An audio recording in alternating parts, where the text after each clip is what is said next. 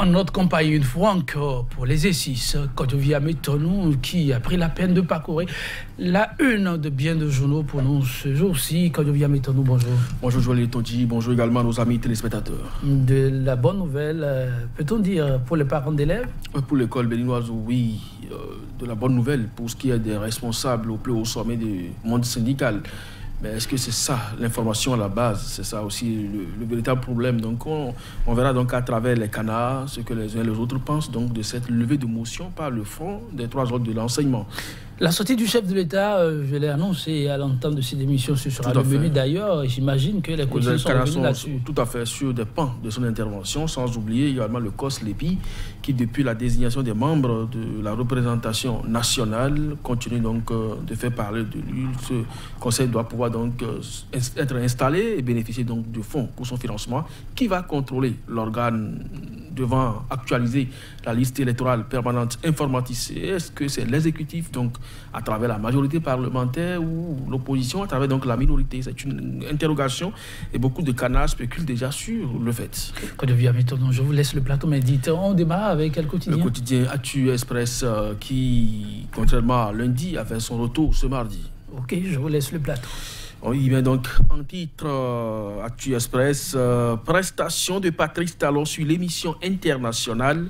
Les Béninois entre grande déception et sérieuse inquiétude, des propos non convaincants, l'image du Bénin et l'honneur de ses enfants traînés dans la boue. Difficile gestion du port autonome de Cotonou, la difficile maîtrise donc de la situation par les colons belges, des indices évidents qui augurent des perspectives incertaines. Écrit le journal et puis 2 ans de dictature, de gouvernance économique et sociale. Peur et méfiance, prédation des ressources et bradage du patrimoine national, rentrée politique du parti Jeunesse et République à Savalou, Ulrich Baguidi et les siens pour la conquête du Parlement dès 2019. Info d'Afrique, au moment où les rupturiens pensent qu'il était fini, Sébastien Adjavon obtient la légitimité populaire. Devoir de mémoire sur la gifle du rejet du projet de révision constitutionnelle.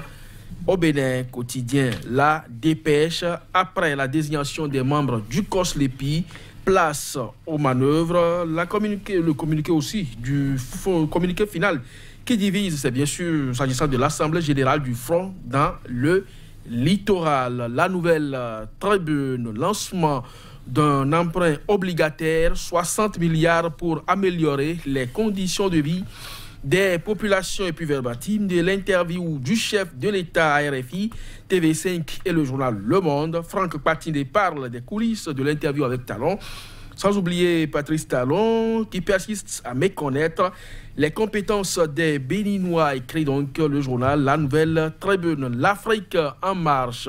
Crise scolaire, crise donc sociale dans l'éducation. Le front de l'éducation capitule, la CSTB persiste et signe. Le nouveau départ a semé le germe de la division au sein des travailleurs. Législative 2019, coincé sur le RAVIP. La rupture veut contrôler le COS-LEPI, Yagwedeu et Tchobo, pressenti. Padonou et Agoncan en embuscade et puis plus rien ne m'étonne. C'est bien sûr Narcisse Tometi qu'il s'agit. Placé sous tutelle, le Bénin, une opinion de Simon Narcisse Tometi, le nouvel observateur de la normocommunication à l'hypercommunication gouvernementale, les médias nationaux. Des parias s'interrogent donc le quotidien pour les grands débats, tapis rouge pour la presse étrangère. Supposée prévarication de vivre dans les cantines scolaires. Pourquoi humilier pour si peu? Et puis en dehors de Patrice Talon, la sortie médiatique de la honte.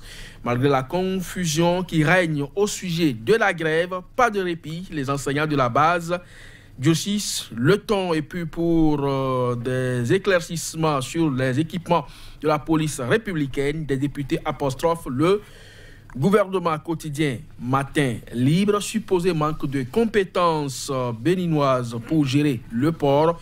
Pourquoi Talon n'a pas raison? Et puis, bien sûr, une justification dans les colonnes du journal Matin Libre. Et puis, poursuite de députés ralliement à la majorité, les prémices d'une réintroduction du projet de la révision constitutionnelle. C'est une interrogation également à la une de ce quotidien. Et puis entre levée et poursuite de la grève, cacophonie dans le rang des secrétaires généraux. Point média pour terminer. Assemblée nationale.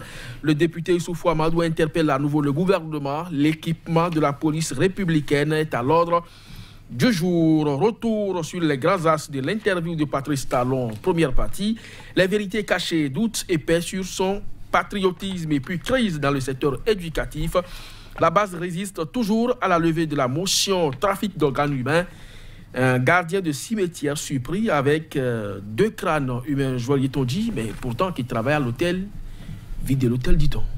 Merci, Kodovi Ametono. Le point du jour, je le effectuerai d'abord avec la Nouvelle Tribune qui croit savoir, à sa une, qu'il y a de quoi souffler, un offre de soulagement pour les populations, lancement d'emprunts obligataires, 60 milliards, Kodovi Ametono, pour améliorer les conditions de vie des populations, rapporte la Nouvelle Tribune. Ouais, c'est une bonne information. Une bonne information dans la mesure où la plupart des cris aujourd'hui que l'on note au niveau de la population et qui se fait de plus en plus strident, c'est bien sûr le panier de la ménagère qui est de plus en plus vide. Donc si le gouvernement, à travers donc, cet emprunt obligataire, veut axer véritablement son action sociale sur le bien-être des populations, c'est à saluer. Vous n'êtes pas, la dernière fois, c'est le gouvernement nigérien qui s'est engagé à accompagner gratuitement des paysans en leur distribuant des vivres ou à vendre carrément les produits vivriers à bas prix pour que le bas peuple, les populations les plus vulnérables soient donc impactées. Et c'est bien sûr à travers même un projet financé. Donc si aujourd'hui on pense qu'il faut attaquer le social par cet emprunt obligataire, c'est bien, mais c'est des dettes que nous contractons, qu'on doit payer sur le long ou le court terme.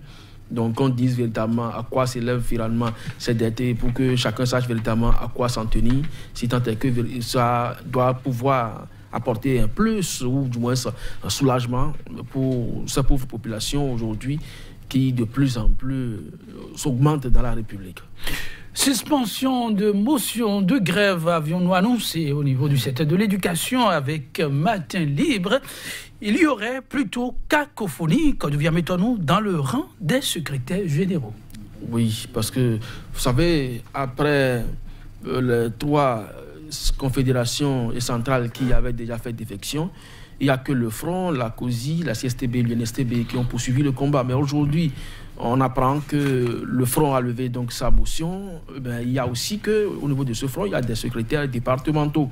Il y a eu des assemblées générales au cours desquelles les émissaires du Front au niveau national se sont dépêchés pour apporter l'information donc à la base. Mais la plupart des informations que nous avons lues à travers donc les réseaux sociaux, c'est que c'est des documents qui ont été arrachés à ces émissaires, déchirés sur place pour montrer que le mouvement se poursuit. Alors, qui a intérêt aujourd'hui à ce que l'école ne se porte pas très bien? Est-ce que c'est les syndicats? Est-ce que c'est les gouvernements? Parce que ce qui a peut-être amené le Front pour les informations qui sont avancées, c'est que le gouvernement a pris langue pour engager le dialogue. Mais pour la base, ça ne suffit pas. La question de la rétrocession des fonds ne faisant pas partie donc des doléances au départ, ne devrait donc pas intervenir en condition. On doit pouvoir donc rétrocéder les fonds défalqués et mieux prendre en compte le statut particulier réclamé par tous. Si ce n'est pas le cas, eh bien la base n'entend donc pas démordre. C'est quand même curieux que cela se passe ainsi, qu'on capitule au niveau du sommet et que la base ne réponde véritablement pas. Est-ce que cela voudra dire qu'effectivement, le peuple a désormais le pouvoir? C'est une invite donc à l'autorité en charge du système éducatif afin que l'on puisse écouter tout le monde.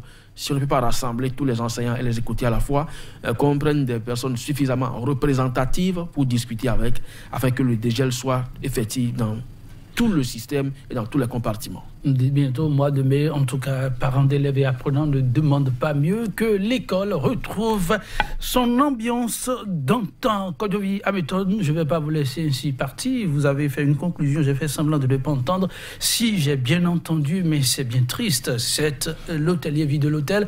Mais dans le cas d'espèce, il faut décourager de ces genres de pratiques. Point Média nous rapporte qu'un gardien de cimetière a été surpris avec 2 crânes humains. Ça fait froid dans le dos, on ne peut pas continuer avec ces comportements. Ça, c'est quand même curieux et ça, je crois que c'est la faute aux autorités, beaucoup plus, parce que des cimetières doivent être entourés, donc clôturés, je veux dire, et avoir aussi des portes. Le gardien ne devrait pas accéder à l'intérieur des cimetières. La nuit, on ferme la porte et il reste à l'extérieur pour surveiller. Maintenant, si le gardien croit que le cimetière est sa maison, sa demeure, et qu'à tout moment, il peut aller à l'intérieur et ressortir comme ça lui plaît, souffrir qu'il puisse procéder contre quelque chose, parce que la pratique, elle est courante, ça ne date pas d'aujourd'hui, on l'a toujours défendu. C'est parce que depuis peu, on ne parle que de phénomènes keynésiens avec les gaïmans, que les gens ne parlent plus de la profanation des tombes. Donc les gardiens continuent de plus belle cette pratique-là et les livrent sur un marché noir que les autorités aussi doivent chercher donc, à dénicher. Nous ne sommes pas en Afrique du Sud où il y a un marché d'ossements humains connu de tous. Maintenant, si on veut ériger ce marché-là, que cela soit officiel et que tout le monde puisse véritablement s'y adonner. Mais si c'est de façon clandestine qu'on doit procéder, je crois qu'en termes de cimetière, il revient donc aux responsables, aux autorités, de prendre les mesures qui s'imposent afin que tout soit clôturé pour ne plus permettre aux gardiens de rentrer et d'en sortir comme cela leur plaît. Merci bien, Kodevi Amedon. Mesdames, Messieurs, vous l'avez compris, ce sera tout pour cette rubrique. On se donne rendez-vous demain pour le même exercice. À demain.